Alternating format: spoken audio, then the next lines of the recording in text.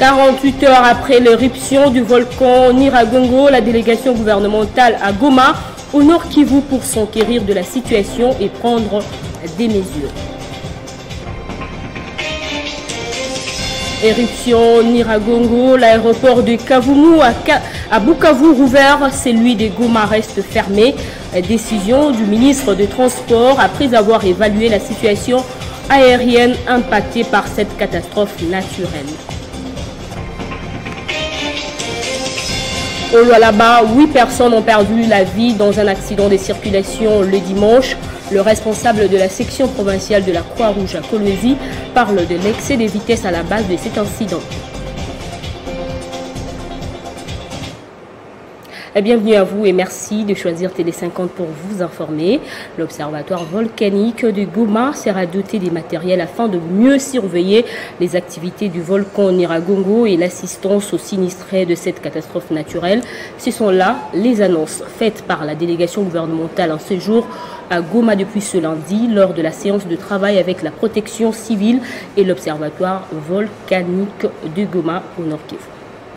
Quelques heures après leur arrivée dans la ville de Goma, la délégation ministérielle s'est entretenue au bureau du gouverneur avec les autorités provinciales. Après ces échanges, cette dernière a effectué une descente à Kibati, groupement de la chefferie de Bukumu en territoire de Nyiragongo, où la lave du volcan Nyiragongo a coupé la route Goma-Ruchuru. Par là des sinistrés, le ministre de la Santé et chef de cette délégation Jean-Jacques Mbuga Nimbanda promet une assistance aux victimes de cette catastrophe naturelle. Très rapidement, un plan de visite auprès des malades, des personnes blessées ainsi que des personnes en grande difficulté sera mis au moment où l'équipe est ici présente. Nous allons visiter les familles, visiter les blessés et un appui du gouvernement sera donné. Après Kibati, la délégation s'est rendue au bureau de l'Observatoire volcanologique de Goma pour faire l'état des lieux des matériels et le ministre en charge de la recherche scientifique s'est très préoccupé par l'inefficacité de cette institution, d'où cette mesure prise. Après qu'on ait visité les sites, on est revenu au bureau de l'OVG pour voir les problèmes qui se posent. Et on a posé les problèmes, on a trouvé qu'il n'y a pas un matériel utile qui peut arriver à gérer l'éruption et tout ce qu'il y a comme problème de volcan. C'est ainsi que, sur l'instruction de son Excellence M. le Premier ministre, nous allons pouvoir résoudre toutes les questions liées au fonctionnement.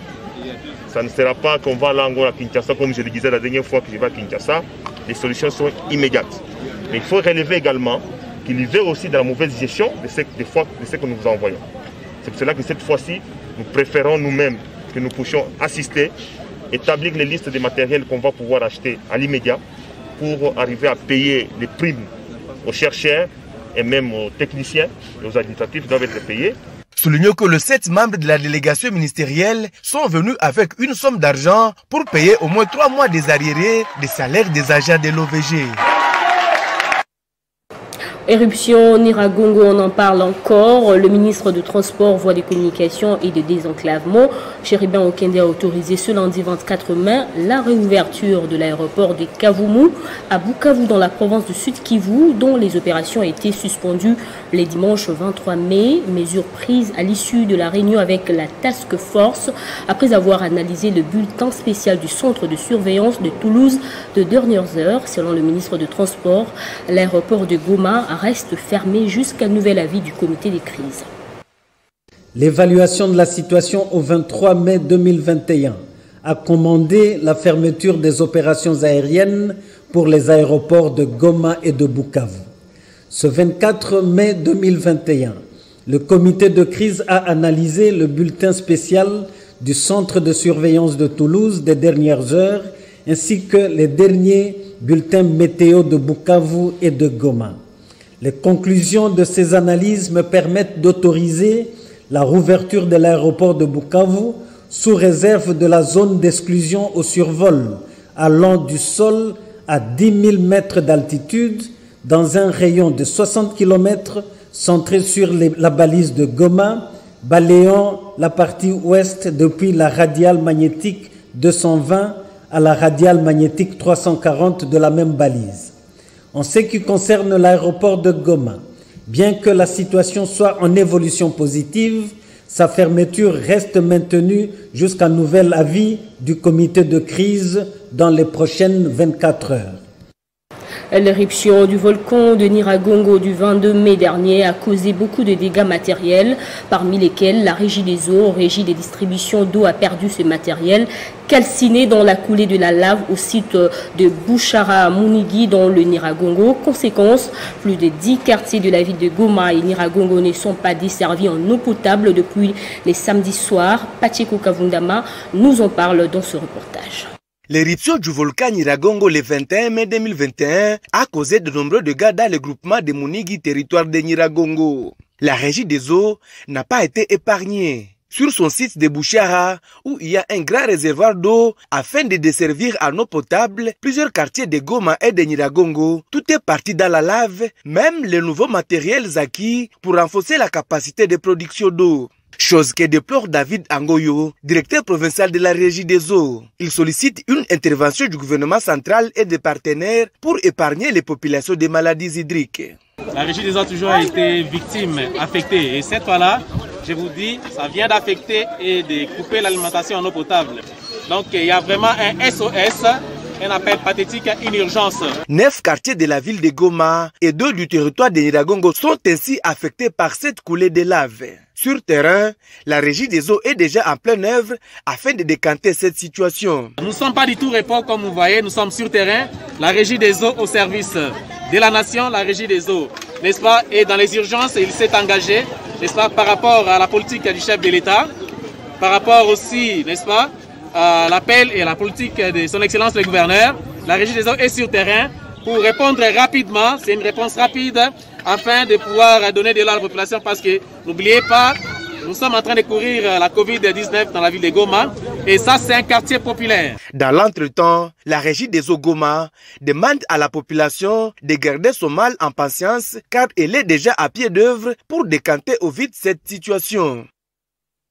Une catastrophe naturelle qui intervient en plein état de siège dans la province du Nord Kivu, une situation qui nécessite de l'avis de l'Assemblée nationale à travers son bureau, une solidarité nationale pour s'en sortir. Christophe Mbosso appelle les Congolais à s'unir pour relever cette épreuve de plus. Résumé de Jean-David Kilolo. Dans un message de compassion et d'encouragement à la population du territoire de Nyiragongo et de la ville de Goma, de l'Assemblée nationale, des députés nationaux signés par le président de l'Assemblée nationale Christophe Mbosso Nkodia.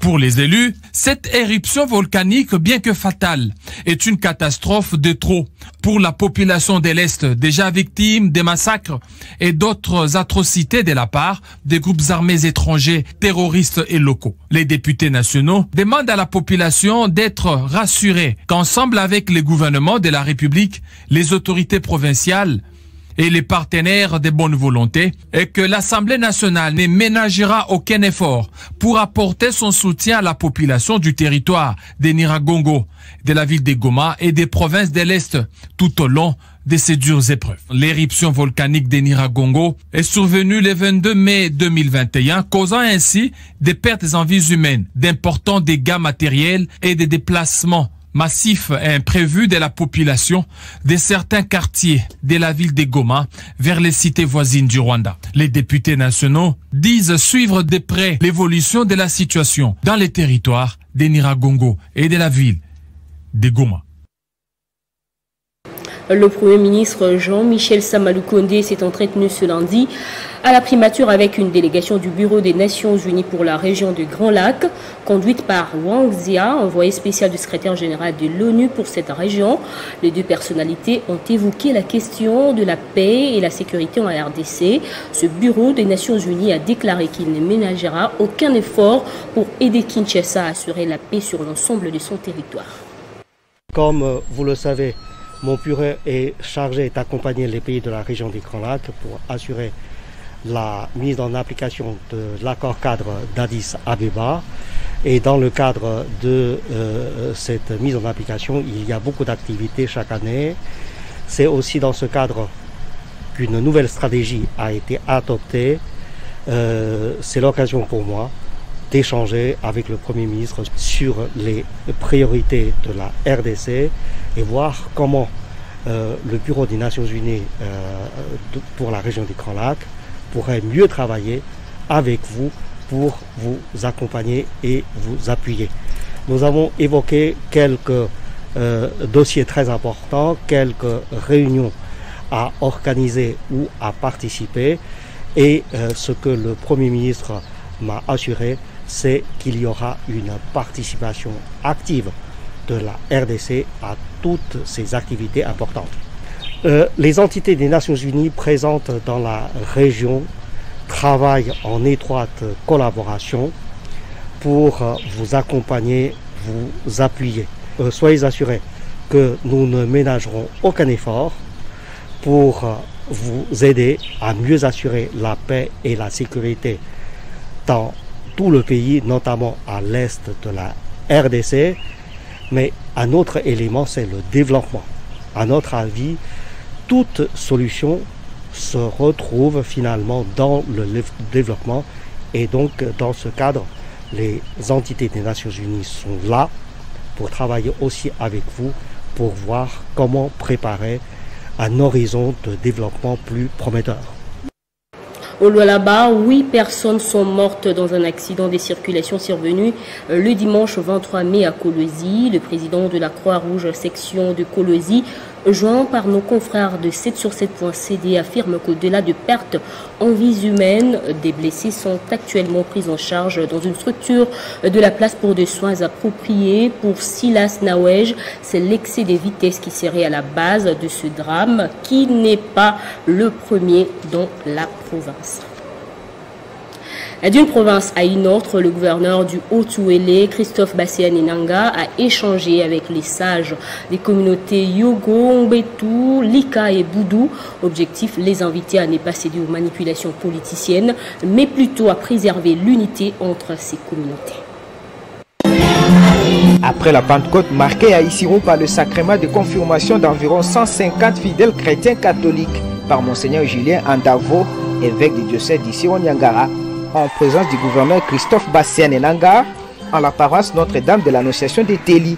Le chef de l'exécutif provincial vient de recevoir ce lundi la synergie des populations de 2 de 6 territoires, Rungu et Wamba, venus témoigner de leur soutien aux actions de développement de l'exécutif qu'ils dirigent. Participer activement aux travaux de l'émergence de leur province en assurant un soutien aux institutions légalement établies pour le développement de la province, comme c'est le cas ce jour sous le leadership de son Excellence, Monsieur le gouverneur bâtisseur, Christophe Bassiane-Nanga, qui a le mérite et la primeur d'avoir démarré le développement de la province du Haut-Ouélé et à qui le sage Mangeto, Yogo et Boudou réunis ces jours présentent leurs encouragements et sincères félicitations. Touché par cette marque de considération, Christophe Bassiane-Nanga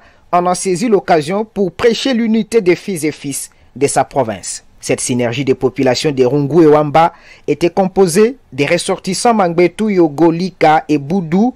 Le gouverneur Bassiane-Nanga projette communier avec le reste des territoires en ce sens pour renforcer et maintenir l'unité en vue du développement du Haut-Ouélé déjà enclenché. Un retour à Kinshasa, présentation de l'entreprise Wadi Group, désireuse de travailler en collaboration avec le Fonds de promotion pour l'industrie dans l'élevage de volailles par le ministre de Pêche et Élevage, finalité contribuer à la lutte contre la pauvreté dans le pays. Wadi Group, cette firme spécialisée dans les volailles, industrie de la volaille et agriculture, et qui a réalisé des prouesses en Syrie, au Soudan, au Liban, en Sierra Leone et autres, en matière de l'élevage des volailles et de l'huile d'olive de qualité, compte étendre ses activités en République démocratique du Congo. Ce qui justifie la rencontre de ces jours. D'entre deux jeux, le ministre Adrien Bokele a circonscrit cette activité dans le cadre de la vision du chef de l'État et son gouvernement, qui veut faire de l'autosuffisance alimentaire et la production d'une alimentation de qualité pour la population congolaise, son cheval de bataille.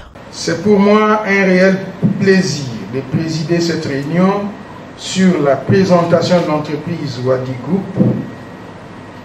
Cette dernière a l'ambition d'investir aux côtés du FPI dans l'industrie avicole, c'est-à-dire de l'élevage des volailles. À titre de rappel, Son Excellence, Monsieur le Président de la République, chef de l'État, avait lancé sur le site du lac de Ma-Vallée en octobre 2019 le programme présidentiel accéléré de lutte contre la pauvreté et les inégalités qui visent à sortir la pauvreté 20 millions de Congolais vivant en milieu urbain et rural.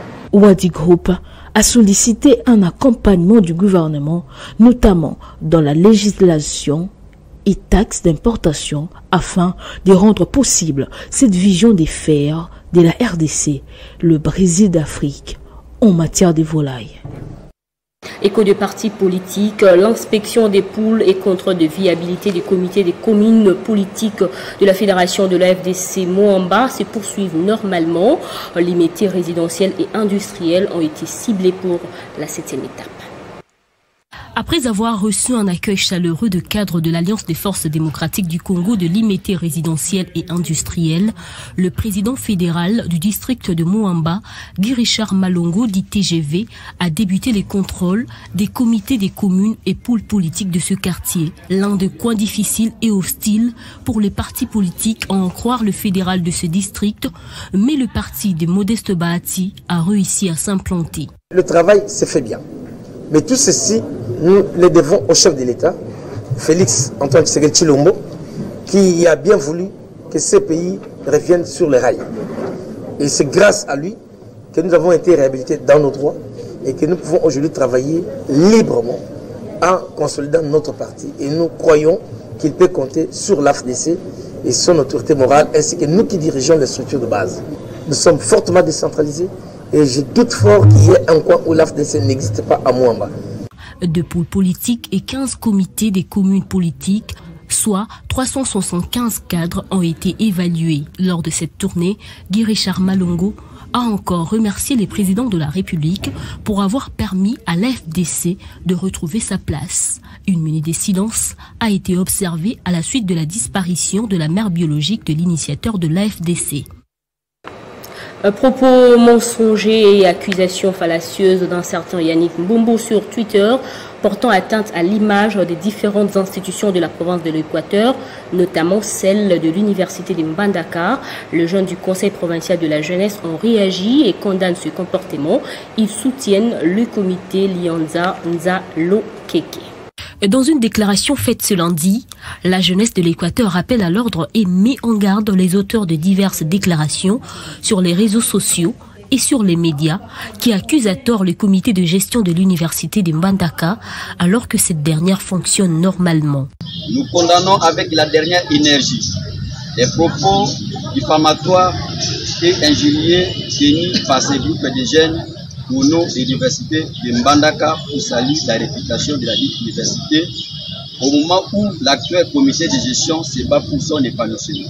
Notons que ces groupes de jeunes manipulés et instrumentalisés font toujours des mauvaises déclarations contre les autorités provinciales, en l'occurrence le gouverneur de province Bobo Bolokopolou et monsieur le ministre d'État Guy Lwandomboyo, et cette fois-ci chez l'actuel recteur de l'université de Mbandaka, monsieur le professeur Lianda Dialombe. Alors, nous demandons aux autorités nationales de ne pas considérer les propos tenus par ces groupes de jeunes instrumentalisés par les politiciens de mauvaise foi qui bloquent le développement de la province de l'Équateur et celui de l'université de Mbandaka. Pour la petite histoire, l'université de Mbandaka a connu des moments de troubles et des turbulences inédits, comme plus d'un Équatorien pouvait les constater depuis l'arrivée de ce comité de gestion dirigé par le professeur Lianza Nzalo Keke. Cet établissement universitaire a recouvert sa dignité grâce au leadership non faillible de ce comité, hormis la modernisation de cette institution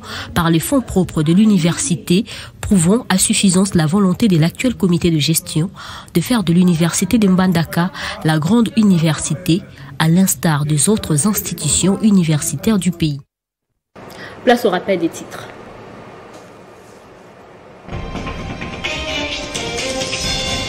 48 heures après l'éruption du volcan Nyiragongo, la délégation gouvernementale à Goma au Nord Kivu pour s'enquérir de la situation et prendre des mesures. Éruption Nyiragongo, l'aéroport des Kavumu à Bukavu rouvert, celui de Goma reste fermé. Décision du ministre des Transports après évaluation de la situation aérienne impactée par cette catastrophe naturelle. Au Lualaba, 8 personnes ont perdu la vie dans un accident de circulation les dimanches.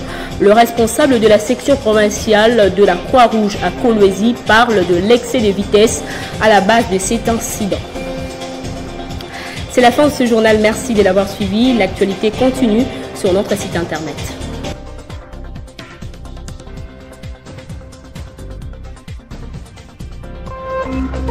Téléchargez les infos Télé 50 sur www.tele50.cd.